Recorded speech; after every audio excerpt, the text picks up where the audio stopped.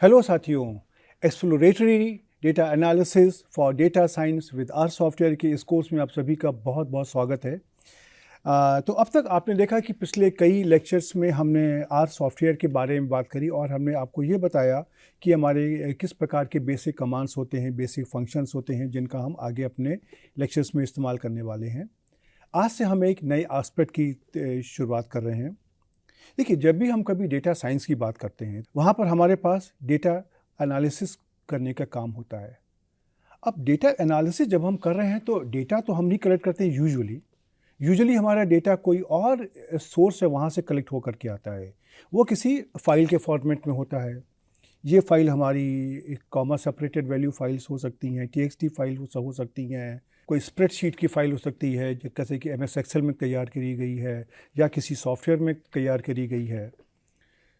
तो उस पर काम करने के लिए मेरा सबसे पहला स्टेप होता है कि किस प्रकार से हम उस डेटा को अपने आर सॉफ्टवेयर के अंदर ले करके आए और आर सॉफ्टवेयर उसको सही तरीके से समझ सके, क्योंकि वो जो हमारे सॉफ्टवेयर है उनका एक अपना स्ट्रक्चर होता है और वो डेटा उस स्ट्रक्चर के अनुसार वहाँ पे अरेंज होता है। लेकिन हम जब उसको किसी और सॉफ्टवेयर के अंदर आ रहे हैं तो ये बहुत आवश्यक होता है कि जिस तरह का डेटा वहाँ पे दिया गया है वही डेटा हमारे आर के अंदर भी इंपोर्ट हो जाए। तो इस लेक्चर में और आगे आने वाले एक और लेक्चर में हम इस डेटा इंपोर्ट की बात करेंगे। और जब भी हम कभी अपने डेटा इंपोर्ट की बात हम करते हैं तो डेटा इंपोर्ट हमारा एक जो हमारे कंप्यूटर पर फाइल्स लिखी है उससे भी हो सकता है, और कोई डेटा हमारा अगर किसी वेबसाइट पर है वहाँ से भी हम उसको डायरेक्टली रीड कर सकते हैं। तो आपको दिखाने के लिए मैंने काम किया, छोटा सा डेटा मैंने होम पेज पर पहले से अपलोड कर दिया। आपको दिखाएंगे कि वहाँ से कैसे ये रीड होता है। तो हम यहाँ पे अपने जो हमारे कई पॉपुलर फॉर्मेट हैं डेटा को रीड करने के, उनकी हम यहाँ पे बात करेंगे। और उसमें से जैसे इस लेक्चर में हम आज CSV और TXT फाइल्स होती हैं उनके बारे में बात करेंगे, और अगले लेक्चर में हम अपने जैसे माइक्रोसॉफ्ट एक्सेल है और या स्प्रेडशीट होती हैं, डेटा फ्रेम होती हैं इत्यादि, उनके बारे में बात करेंगे। यहाँ पे काम करने के लिए मैंने अपने कुछ छोटे छोटे एग्जाम्पल्स मैंने तैयार किए हैं और उसकी फाइल्स मैंने अपने एक यहाँ पे फ़ोल्डर में सेव कर दी है। तो हम आपको यहाँ पर दिखाएंगे कि उस फोल्डर को कैसे रीड करना है, और उसके बाद हम उसी फोल्डर में से उस डेटा को रीड करके आगे बढ़ते रहेंगे। तो चलिए हम इस लेक्चर की शुरुआत करते हैं और देखते हैं कि CSV और TXT फाइल को हम किस प्रकार से आर सॉफ्टवेयर के अंदर इंपोर्ट करते हैं। चलिए ओके, तो अब देखिए, जब भी हमारे पास कोई भी डेटा आता है तो सबसे पहले तो हमारा कार्य होता है कि उसको हम अपने कंप्यूटर पे कहीं पर सेव करें और वहीं से हम उस डेटा को रीड करें। इसके लिए हमको अपनी जो एक वर्किंग डायरेक्टरी सेट करनी होती है। तो आर सॉफ्टवेयर में अपनी वर्किंग डायरेक्टरी को सेट करने के लिए हमारा कमांड होता है setwd, अर्थात सेट वर्किंग डायरेक्टरी, और उसके बाद हम पैरेंथेसिस में डबल कोट्स के अंदर उस डायरेक्टरी की लोकेशन हम लिख देते हैं। फॉर एग्जांपल, कैसे कि यहाँ पर हमने आपके कोर्स में आपके कुछ एग्जाम्पल मैंने पहले से क्रिएट कर लिए हैं, और उन एग्जाम्पल की जो फाइल्स हैं उनको मैंने एक डायरेक्टरी बना दी है EDADS, अर्थात exploratory data analysis data science, और इसको मैंने C डायरेक्टरी पर मैंने कॉपी कर दिया है। मैं आपको दिखाऊंगा भी। तो अगर मुझे उसको अपनी वर्किंग डायरेक्टरी की तरह अगर सेट करना है देन हम लिख देंगे setwd और पैरेंथेसिस के अंदर डबल कोट्स में C:\EDADS\। इसके द्वारा हमारी जो वर्किंग डायरेक्टरी सेट हो जाएगी। अब हमारा सारा कार्य है इसी डायरेक्टरी में होगा, और अगर कार्य करते समय मुझे अगर अपनी डायरेक्टरी को चेक करना है कि मैंने किस डायरेक्टरी में अपनी फाइल्स को स्टोर किया है, उसके लिए हमारा कमांड होता है getwd, अर्थात गेट वर्किंग डायरेक्टरी। अगर हम इसको getwd और साथ में पैरेंथेसिस लिख देंगे तो हमको देखिए ये लोकेशन यहाँ पर मिल जाएगी, राइट। अब हमारा दूसरा कार्य होता है, जब भी हम कभी डेटा एनालिसिस में डेटा सेट की बात करते हैं तो डेटा सेट हमारा भिन्न भिन्न सोर्सेज से आता है। अब जो भी हमारे डिफरेंट सॉफ्टवेयर्स होते हैं, हर एक सॉफ्टवेयर का अपना एक स्ट्रक्चर होता है जिसके अंदर उस डेटा को स्टोर करता है। हम अपनी जो भी स्टैटिस्टिकल एनालिसिस है उसको हम अपने आर सॉफ्टवेयर के अंदर कर रहे हैं। तो इसलिए ये इम्पॉर्टेंट हमारे लिए होता है कि जिस प्रकार से डेटा हमारे ओरिजिनल सॉफ्टवेयर में स्टोर किया गया था उसी स्ट्रक्चर के अंदर ही हमारा डेटा आर सॉफ्टवेयर के अंदर भी आना चाहिए, जिससे कि दोनों की सेम इंफॉर्मेशन हमारी ट्रांसमिट हो। तो ये जो हमारा डेटा होता है उसको हम डिफरेंट की तरीके की फाइल्स में हमारा स्टोर होता है, और हमारा ऑब्जेक्टिव है कि इसको हम अपने आर सॉफ्टवेयर में इंपोर्ट करें। ये जो डेटा हमारा डिफरेंट फॉर्मेट्स में होता है, कि जैसे कॉमा सेपरेटेड वैल्यूज़ फाइल होती हैं, टेबल फाइल होती हैं, जिनका एक्सटेंशन txt होता है, आपके स्प्रेडशीट में जैसे for example MS Excel, Microsoft Excel में बनी हुई फाइल्स होती हैं, HTML फाइल्स होती हैं, फाइल्स हमारे बाकी सॉफ्टवेयर्स में क्रिएटेड फाइल्स होती हैं, SPSS में, मिनी टैब में इत्यादि। लेकिन मेरा यहाँ पे ऑब्जेक्टिव बहुत सिंपल सा है कि हम आपको ये दिखाना चाहते हैं कि डेटा एनालिसिस के लिए हम अपने डेटा को किस प्रकार से प्रिपेयर कर रहे हैं। उसके लिए हम जो हमारी कुछ पॉपुलर जो हमारे स्ट्रक्चर्स हैं, like CSV file, TXT file, data frame, spreadsheet, हम उनको यहाँ पे बताने की कोशिश करेंगे। और बाकी में हम आपसे रिक्वेस्ट करेंगे कि आपके पास जिस तरह का भी डेटा होता है उसको आप हेल्प मेन्यू में से देख लीजिए और उसको वहाँ से उसी प्रकार से रीड करने की कोशिश करिए।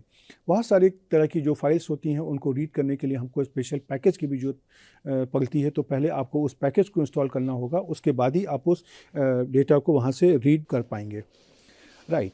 तो चलिए देखिए, सबसे पहले हम आपको यहाँ पे दिखाते हैं कि अगर किसी इंटरनेट साइट पे या किसी वेबसाइट पर कोई डेटा है तो उसको हम किस प्रकार से रीड करते हैं। तो मैंने क्या किया है, एक डेटा की फ़ाइल है, उसका नाम है municdata.asc।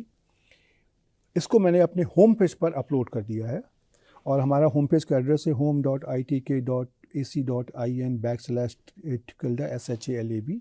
उसके अंदर एक आर कोर्स नाम का फोल्डर बना करके मैंने उस डेटा को उसके अंदर स्टोर कर दिया है।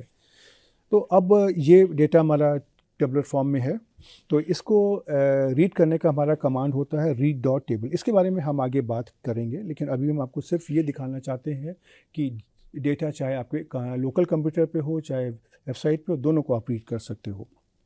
राइट। तो अब हमने यहाँ पे कमांड लिखा read.table, उसके आगे दिया फाइल इक्वल टू, और मैंने अपना एड्रेस दे दिया जहाँ पर हमारी ये फाइल लोकेटेड है। राइट, ये देखिए वही एड्रेस जो हमने यहाँ पर दिया हुआ था, और उसके आगे मैंने लिख दिया header is equal to true, क्योंकि उसकी जो पहली रो है वो यहाँ पे हेडर तरह से है। अब इसके बाद में हमने इस डेटा को डेटा म्यूनिक के अंदर स्टोर कर लिया। तो हम देखिए आपको यहाँ पे दिखाते हैं कि जब आप इसको स्टोर करने की कोशिश करते हो तो ये किस प्रकार से कार्य करता है ये। तो देखिए सबसे पहले तो हम आपको ये दिखा दें, देखिए ये मैंने सी डायरेक्टरी पर मैंने देखिए यहाँ पर EDAS नाम की मैंने एक फ़ोल्डर तैयार किया हुआ, जिसके अंदर हमारी देखिए ये 4 फाइल्स हैं जिनका हम आगे इस्तेमाल करने वाले हैं। दूसरी चीज़ हम आपको दिखाते हैं कि देखिए ये हमारा एक डेटा है जो मैंने इसी अपने होम पेज पर देखिए मैंने इसको अपलोड करके रखा हुआ है, और ये डेटा हमारा इस तरीके का हमको देखिए दिखाई पड़ता है, NM इत्यादि इत्यादि। राइट। अब इसी डेटा को हम देखिए अपने इस आर सॉफ्टवेयर में यहाँ पर रीड करने की कोशिश करते हैं। तो देखिए ये हमने यहाँ से इसको कॉपी किया और आर कंसोल में पेस्ट किया। तो देखिए ये हमारा डेटा ऑब्जेक्ट क्या आ गया, डेटा म्यूनिक। अब हम देखते हैं ये हमारा किस प्रकार से आया। तो देखिए ये डेटा हमारा यहाँ पे रीड हो गया, और आप अगर देखेंगे लंबा डेटा है तो देखेंगे, लेकिन आप अगर देखेंगे ये डेटा इसी तरीके का है, NMQM WFI रूम्स इत्यादि इत्यादि। और देखिए यही डेटा तो देखिए आपको यहाँ भी दिखाई पड़ रहा है, NMQM WFI इत्यादि। राइट। अब उसके साथ में हम आपको यहाँ पर जो अपनी वर्किंग डायरेक्टरी है उसको भी हम अभी सेट कर देते हैं। तो मैंने यहाँ पे कह दिया सेट WD, पहले आपको करके दिखा दिया, देखिए ये। और अगर इसी डायरेक्टरी को हमको अगर देखना है कि डायरेक्टरी हमारी इसमें वर्किंग डायरेक्टरी क्या हो गई है, तो देखिए मैंने गेट WD कर दिया। राइट। अब इसके बाद में हम देखिए आगे बढ़ते हैं और हम देखते हैं कि अपनी CSV की जो फाइल हैं उनको हम किस प्रकार से पढ़ते हैं। तो हमारा CSV फाइल को रीड करने का कमांड होता है read.csv, और उसके बाद हम पैरेंथेसिस में डबल कोट्स के अंदर दे देते हैं फाइल नेम .csv, जो भी हमारे फाइल का नाम है। अब देखिए जब भी हम इस फाइल को रीड करने की कोशिश करते हैं तो उसमें बहुत सारे ऑप्शंस होते हैं। उसके लिए हम आपको रिकमेंड करेंगे कि आप एक बार हेल्प में जा कर के खुद ब खुद पढ़ने की कोशिश करिए। कुछ जो इम्पॉर्टेंट बातें होती हैं, कॉमन बातें हैं, उसको हम आपको यहाँ पे समझाने की कोशिश करेंगे। जैसे एक तो बहुत ही कॉमन सी बात है कि हमारी जो भी फाइल होगी उसमें जो पहली रो होती है वो एक हेडर होती है, जहाँ पे हमने उस वेरिएबल्स के नाम दिए होते हैं जो कॉलम्स वहाँ पर होते हैं। तो हमारे पास दो ऑप्शंस हैं, या तो उस फाइल में हेडर होगा या फाइल में हेडर नहीं होगा। तो अगर हमारी फाइल में कोई हेडर नहीं अगर है तो हम अपना कमांड तो वही रखेंगे read.csv, और साथ में हम ऐड कर देंगे header is equal to false. False हमारा अपर केस अल्फ़ाबेट्स में लिखा जाएगा जो कि एक लॉजिकल ऑपरेटर है, और अगर हमारी फाइल में हेडर है तो हम यहाँ पे कर देंगे header is equal to true. True भी हमारा अपर केस अल्फ़ाबेट्स में लिखा जाएगा जो एक लॉजिकल ऑपरेटर है। तो राइट, तो इसी बात को चलिए दिखाने के लिए हम आपको एक छोटा सा एक उदाहरण लेते हैं, और उसके लिए मैंने एक छोटी सी फाइल क्रिएट करी है जिससे कि आपको समझ में आ जाए। उस फाइल का नाम है example1csv.csv। राइट, तो ये फाइल देखिए मैंने इस तरह की करी है कि हमारी जो पहली रो में मैंने name, city, age in year, salary इत्यादि दिया हुआ है, और उसमें वैल्यूज़ मैंने बहुत ही आसानी से ली हैं, आसान सी, जिससे कि आपको ध्यान में रहे। नेम में मैंने कर दिया AA, BB, CC, DD। City में मैंने कानपुर, दिल्ली, मुंबई, चेन्नई, कोलकाता कर दिया। एज में 20, 25, 30, 35, 40 5 के इंटरवल पे कर दिया। सैलरी को मैंने जो है 50, 60, 70, 80, 90 कर दिया, जिससे कि आपको याद रहेगा। राइट, अब इसी फाइल को हम आपको देखिए यहाँ पे पढ़ने की कोशिश करते हैं। तो देखिए इसमें से यहाँ पे किस तरीके का होता है कि हमने यहाँ पे देखिए फाइल लिया read.csv, और पेरेंथेसिस के अंदर डबल कोट्स में मैंने example1 csv.csv लिख दिया, और चूँकि यहाँ पे हेडर हमारा है तो मैंने कह दिया header is equal to true. और उसके बाद में इसकी जो भी वैल्यू आई है, इसका जो भी ऑब्जेक्ट है, इसको मैंने डेटा CSV के नाम पर यहाँ पर स्टोर कर लिया। अब देखेंगे, अब जब आप आर में करोगे तो आपको इस प्रकार का दिखाई देगा। राइट, ये जो वैल्यूज़ आपकी नेम है AA, BB, CC करके आ गया। सिटीज़ आपकी यहाँ पे आ गई। एज आपकी 20, 25, 30, 35, 40 आ गई। सैलरी आपकी 50, 60, 70, 80, 90 आ गई। लेकिन आपने एक चीज़ ध्यान दिया, आपने जो यहाँ पे नाम दिए हुए हैं जैसे नेम, सिटी, एज एक्सेट्रा, वो जब यहाँ पे आ रहे हैं तो इसमें से आप देखोगे कुछ ये डॉट्स आ गए हैं। तो ये क्या हुआ है कि जहाँ जहाँ पे आपने ब्लैंक स्पेस दी थी वहाँ पे उसने उसको डॉट से रिप्लेस कर दिया है। तो ये आपको ध्यान में रखना है। अब अगर मान लीजिए गलती से आपने यहाँ पे हेडर को फॉल्स कर दिया, आपने आर को बता दिया कि इस फाइल में हमारा हेडर नहीं है, तो देखिए क्या होगा। तो देखिए यहाँ पे हमने उसी कमांड को इस्तेमाल किया और हमने read.csv example1 csv.csv किया, साथ में कर दिया header is equal to false. अब क्या होगा, जो हमारा हेडर हमारा है वो हमारा फर्स्ट रो बन जाएगा, और आप अगर देखने की कोशिश करें तो देखिए यहाँ पे हमने लिया हेडर इक्वल टू ट्रू, और यहाँ पे लिया हमने header equal to false. Right, अब देखिए जब आपने ट्रू किया था तो आपकी जो पहली रो थी वो आपकी नेम, सिटी एक्सेट्रा बन गई थी। लेकिन जब आपने यहाँ पे जब हेडर इक्वल टू फॉल्स किया है तो देखिए आपकी जो रो नंबर थी 1, ये आपकी बन गई नेम, सिटी इत्यादि, और यहाँ पे उसने V1, V2, V3, V4 नाम के नए वेरिएबल्स नेम दे दिए हैं। क्योंकि आपने कहा कि हमारे डेटा फाइल में हेडर नहीं है, तो आपकी डेटा फाइल में जो पहली रो थी उसको उसने एज अ डेटा की तरह ट्रीट कर लिया है, और उसने चारों कॉलम्स को अपनी ओर से एक नाम दे दिया है V1, V2, V3, V4। Right, तो इसके लिए आपको केयरफुल रहना पड़ेगा। राइट, चलिए तो आगे बढ़ने के पहले हम ज़रा सा इन ऑपरेशन को पहले ज़रा एक बार आर सॉफ्टवेयर में करके देख लेते हैं, और उसके पहले हम आपको ये दिखा दें कि देखिए ये आपकी यहाँ पे फाइल्स हैं example1 csv, उसके बाद में मैंने example2 sep.txt, example2 txt और example3 excel ली हुई है, जिनको हम आगे अभी इस्तेमाल करेंगे। और आप अगर ये example1 csv का डेटा देखेंगे तो देखिए आपको इस तरह का डेटा दिखाई पड़ रहा है जो मैंने आपको यहाँ पे दिखाया है। राइट, अब इसी को डेटा को आप अगर अपने आर सॉफ्टवेयर में अगर रीड करना चाहें अगर, तो देखिए मैंने इसका कमांड को डेटा CSV को मैंने यहाँ पे क्रिएट करने की कोशिश करी, जिसमें मैंने read.csv को मैंने इस्तेमाल किया हुआ है। तो देखिए आपका ये डेटा CSV इस देखिए फॉर्मेट में आ गया। राइट, अब आप अगर यहाँ पर देखेंगे तो आपको यहाँ पे देखिए नेम, सिटी ये सब दिखाई पड़ रहा है, और यहाँ पे देखिए ब्लैंक स्पेस की जगह डॉट्स आ गए हैं। अब इसी में आप अगर मान लीजिए आप यहाँ पे अगर हेडर को अगर आप फॉल्स कर देते अगर हैं आप, तो देखिए क्या होगा। देखिए ये इसने आपको पहली रो को नेम, सिटी की तरह मान लिया, और इसने इन कॉलम्स को V1, V2, V3, V4 नया नाम दे दिया। अब जरा एक काम करते हैं, हम जरा से इस हेडर के ऑप्शन को ही हटा देते हैं और फिर देखते हैं कि इसका हमारा डिफ़ॉल्ट क्या है। तो डिफ़ॉल्ट में आप अगर देखेंगे तो क्या आया, डिफ़ॉल्ट ये है कि इसने हेडर को ठीक से अपने आप से पढ़ लिया है। वो ठीक भी है क्योंकि ज़्यादातर फाइल्स में हेडर होता है और इसीलिए इसने उसको बाई डिफ़ॉल्ट लिया हुआ है कि header is equal to true, true ही रहेगा हमारा, राइट।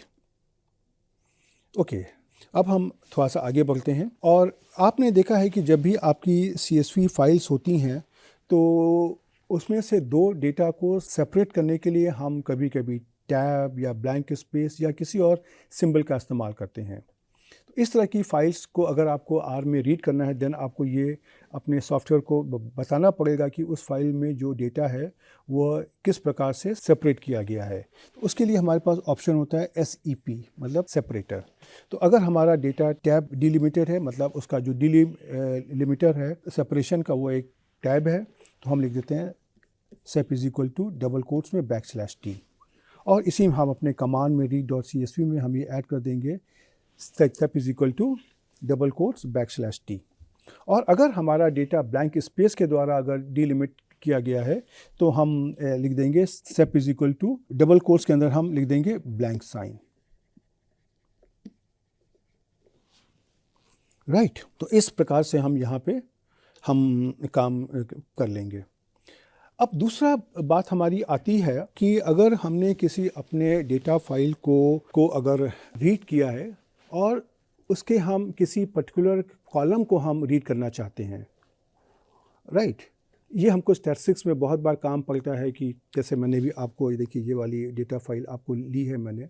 अब इसमें से मान लीजिए मुझे खाली ये जो सैलरी का डेटा है खाली उसको रीड करना है और मुझे सैलरी का मीन निकालना है या कुछ निकालना है, तो इस कार्य को किस प्रकार से किया जाए।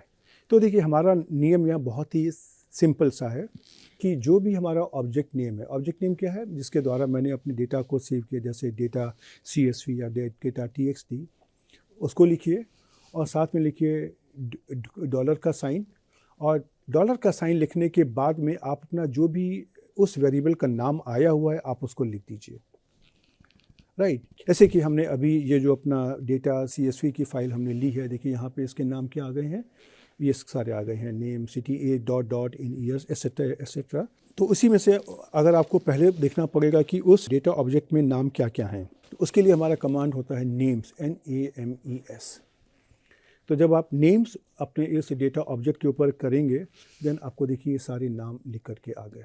अब आपको अगर मान लीजिए नेम के ऊपर अपना डेटा निकालना अगर है देन आपको ये जो डेटा ऑब्जेक्ट है डेटा CSV लिखिए, डॉलर लिखिए और उसके बाद में नेम लिख दीजिए। आपको देखिए यहाँ पे $8BB ये पूरा डेटा आ गया। उसी तरीके से अगर आपको सैलरी का डेटा अगर निकालना अगर है तो आप यहाँ पे डेटा CSV लिखिए, डॉलर लिखिए और इस वेरिएबल को यहाँ पर वेरिएबल का जो नाम है यहाँ पे आप यहाँ पे लिख दीजिए। तो आपको देखिए ये सैलरी का डेटा आ गया। यहाँ पे हम आपको एक एडवाइस देना चाहेंगे कि जब भी आप कभी यहाँ पे वेरिएबल का नाम लिख रहे हैं तो बेहतर ऑप्शन है कि आप इसको पूरा यहाँ से कॉपी करके पेस्ट कर लीजिए। उससे गलती होने के चांसेस कम होते हैं क्योंकि आप देखेंगे कि जो भी आपने नाम दिए हुए थे उसमें से कुछ परिवर्तन हो गया, कहीं पे डबल डॉट्स आ गए हैं, कहीं पे सिंगल डॉट्स आ गए हैं। तो इस तरह की एरर्स को अवॉइड करने के लिए बेटर है कि आप उस नाम को वहाँ से कॉपी कर लीजिए, राइट। तो देखिए ये आपने इस तरीके से कर लिया। देखिए ये आपका स्क्रीनशॉट हो गया इसी ऑपरेशन का जो मैंने आपको अभी करके दिखाया। आपको अभी मैं इसको R सॉफ्टवेयर में करके भी दिखाऊंगा, लेकिन इसके पहले मैं आपको ये भी इसमें दिखाना चाहूँगा कि अब आपने देखा कि जैसे पहले वाले केस में जो आपने नाम दिए हैं तो उस नाम में कुछ परिवर्तन हो गया। जैसे एज, हमारी एज में हमारी ये डबल डॉट्स सिंगल डॉट्स आ गए, सैलरी में हमारे सिंगल डॉट डबल डॉट्स आ गए, राइट। और इस तो हमको इस नाम को सपोज़ चेंज करना है तो उसके लिए हमारे पास ऑप्शन बहुत ही सिंपल है। हम अपने जो हमारा कमांड है नेम्स उसको हम लेंगे और डेटा CSV के ऊपर उसको लगाएंगे और हम उसको जो नाम हम देना चाहते हैं वो हम यहाँ पे दे देंगे। जैसे मैंने C कमांड के साथ में नेम, सिटीज़, एजेस और सैलरीज़ ये नाम दे दिए हैं और करके एंटर करेंगे तो आप देखोगे कि जो नया डेटा सेट आएगा उसमें से नाम आपके यही बदल जाएंगे जो आपने दिए हैं और जो पहले से अलग हो जाएंगे। तो चलिए हम इस ज़रा सा इन सारे ऑपरेशन को हम आपको R पे करके दिखाते हैं और फिर देखते हैं कि आगे इसमें से क्या होता है, राइट। तो अब आपने ये दिखा था यहाँ पे, जैसे कि हम यहाँ पे अपनी हम फाइल को एक बार हम फिर से क्रिएट कर लेते हैं क्योंकि मैंने पहले वाली फ़ाइल में बहुत सारे परिवर्तन किए थे। Right, okay. तो ये हमारा डेटा CSV, देखिए ये आपकी फ़ाइल हो गई। अब इसमें से अगर आपको मान लीजिए किसी वेरिएबल को बाहर निकालना है, तो सबसे पहले हम इसमें इसका नाम देख लेंगे। तो नेम्स डेटा CSV। अब आपने इसमें से मान लीजिए कि अगर हम कहें कि कोई भी अगर एक वेरिएबल है, सपोज़ ये वेरिएबल है नेम, इसके ऊपर आपको अपना डेटा बाहर निकालना है, तो आपने यहाँ पे लिख दिया डेटा CSV नेम। आप देखेंगे ये डेटा आपका बाहर आ गया। उसी तरीके से अगर आपको मान लीजिए कि ये सैलरी पे डेटा निकालना अगर है, तो बेटर है कि इसको आप यहाँ से कॉपी कर लीजिए और ऑब्जेक्ट का नाम लिखिए डेटा CSV डॉलर करिए और इसको यहाँ पे पेस्ट कर दीजिए। तो आपको देखिए इस तरह से डेटा CSV का भी डेटा निकल करके आ जाएगा। राइट, और इसी में आप अगर मान लीजिए इसका अगर नाम अगर चेंज अगर आप करना चाहते अगर हैं, तो इसके लिए मालिक हमने जैसे ये वाला कमांड दिया था जहाँ पे हम इसका नाम चेंज कर रहे हैं, इसको भी अगर हम यहाँ पे करते हैं, तो देखिए अब आप अगर देखेंगे डेटा CSV का नाम बदल गया। यहाँ पर आपका नाम था इस प्रकार से, अब आपके नाम जो आपने दिए हैं नेम, सिटीज़, एजेस, सैलरीज, ये यहाँ पे देखिए हो गए हैं। राइट, तो आपने देखा कि ये बहुत ही आसान काम था, इसके अंदर ऐसा कुछ बहुत बड़ी बात नहीं है, लेकिन इसको समझना आपके लिए बहुत इम्पॉर्टेंट है। अब हम एक अगला जो अपना टॉपिक लेते हैं कि हम जो टेबुलर डेटा होता है उसको किस प्रकार से पढ़ेंगे। टेबुलर डेटा का हमारा जो एक्सटेंशन होता है वो TXT होता है। तो एक ये टेबुलर डेटा में ख़ास बात क्या होती है कि हर एक लाइन में एक रिकॉर्ड होता है और हर एक रिकॉर्ड में हमारी फील्ड्स होती हैं जो किसी कैरेक्टर के द्वारा, किसी डीलिमिटर के द्वारा उनको अलग अलग लिखा जाता है। और ये डीलिमिटर हमारा स्पेस हो सकता है, टैब हो सकता है, कोलन हो सकता है, कॉमा हो सकता है, या कोई और भी एक कैरेक्टर हो सकता है। और हर एक रिकॉर्ड में जो हमारी फील्ड की संख्या बराबर होती है।